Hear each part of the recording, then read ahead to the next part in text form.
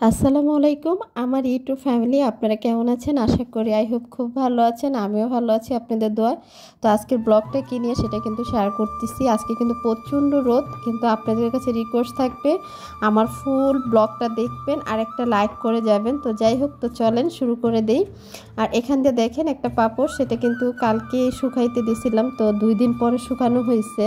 আর এখানে এসে যে দরজার সামনে দিয়ে নিলাম তো সকালবেলা ওঠার পরে দেখতেছিলাম যে ডেলিভারি ম্যান চলে আসছে তো এটা কি সেটাই আপনাদের সাথে একটু শেয়ার করব দেখেন তো ছোটো বোন একটু দেখতেছিলেন খুব পছন্দ করে নিয়ে আসা হয়েছে আর এখানে ডেলিভারি ম্যানটা চলে আসছে উনি ঠিকঠাক করে দিবেন সোফার কাভার দেখেন সোফার কাভারটা এখানে পরায় দিচ্ছেন সে আমরা কিন্তু প্রথমেও তো পারবো না বলে উনি পরায় দিচ্ছেন তো পরানোর পরে কেমন লাগতেছে ফুল লুকটাই আপনাদের সাথে শেয়ার করব আর আপনারা তো জানেন একটু ঘর সৌন্দর্য পাগল আমি তার জন্য উনি ঠিকঠাক করে দিলেন আমিও চিন্তা করলাম যে না এটা মিস করা যাবে না আপনাদের সাথে শেয়ার করি তো উনি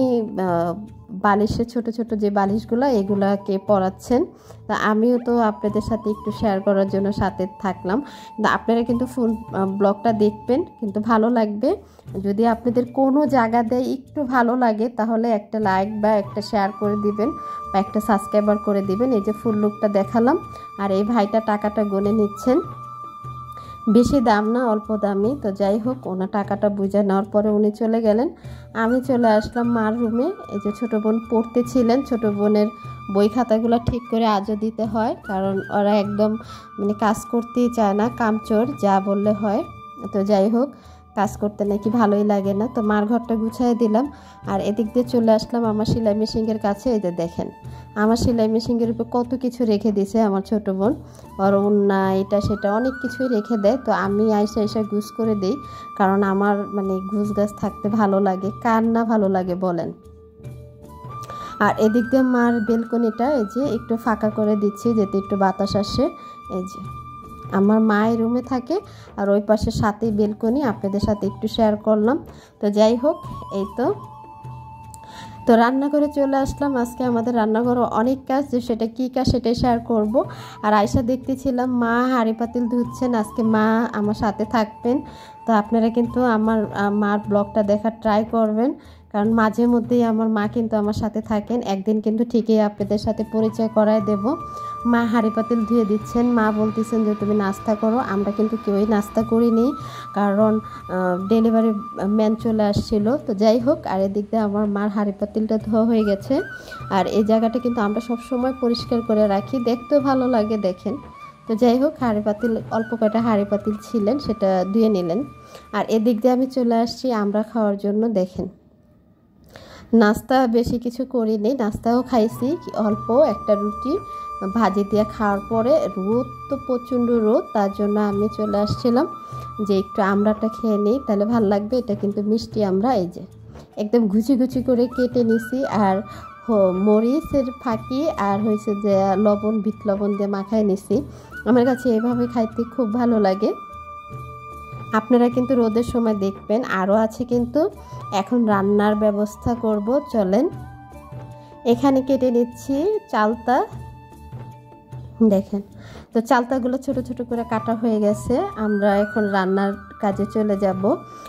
রান্নার কাজের জন্য একদম রান্নাঘরে যেতে হবে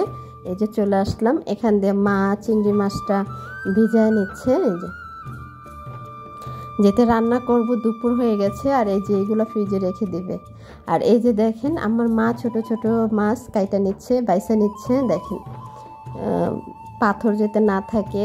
যেভাবে হোক মা মার মতো করে ট্রাই করতেছিলেন আর এদিক দিয়ে চালতা দিয়ে লতি দিয়ে রান্না করব দেখেন লতিগুলো খুব সুন্দর করে আমরা বাইছা নিয়েছি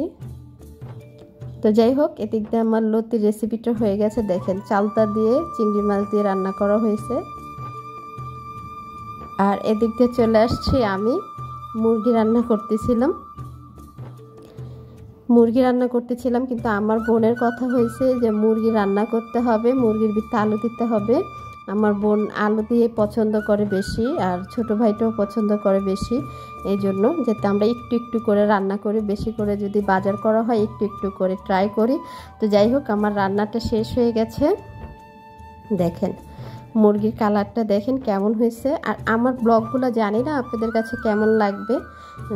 দেখেন এই যে। তো আমার রান্নাটা শেষ, আর দুপুরের জন্য আমরা বেশি কিছু করি না। এই যে মুরগি রান্না করছি, ছোট মাছটা রান্না করছি,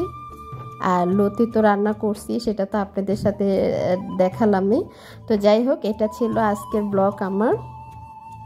আপনাদের সাথে শেয়ার করতে পেরে আমার কাছে খুব ভালো লাগতেছিল। এই যে আমি সাজায় রেখে দিছি